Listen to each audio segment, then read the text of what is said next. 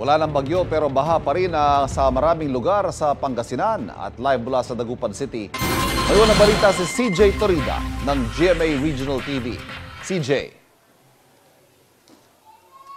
Ivan, simula kagabi hanggang sa mga oras na ito ay nakararanas ng pabugso-bugsong malakas na pag-ulan ang Dagupan City.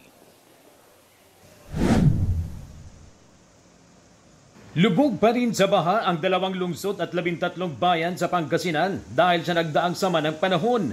Kabilang dito ang Dagupan City, Urdaneta City, Lingayen, Mangatarem, Calasiao, Santa Barbara, Aguilar, Bautista, Binmalay, Orbistondo, Bani, Malasiki, Agno, Binalonan at San Fabian.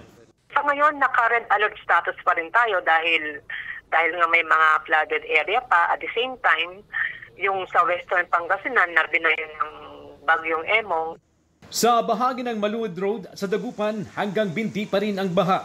Pahirapan sa biyahe ang mga sasakyan. Ang ilang residenteng walang masakyan napilitang lumusong sa baha. Binabaha pa rin ang ilang bahay. Kahit baha, may mga nagtitinda pa rin sa talipapa. Sa bahaging ito ng Herero Street, nakahilera ang mga tindera. Pinayagan silang pumesto rito para makapagbenta. Galing sila sa binabahang kalsada malapit sa Malimgas Public Market. Hindi na pupunta doon, dito na lang namamalengke. Ayon sa PDRRMO, nakaalerto pa rin sila sa tuloy-tuloy na pag-ulan.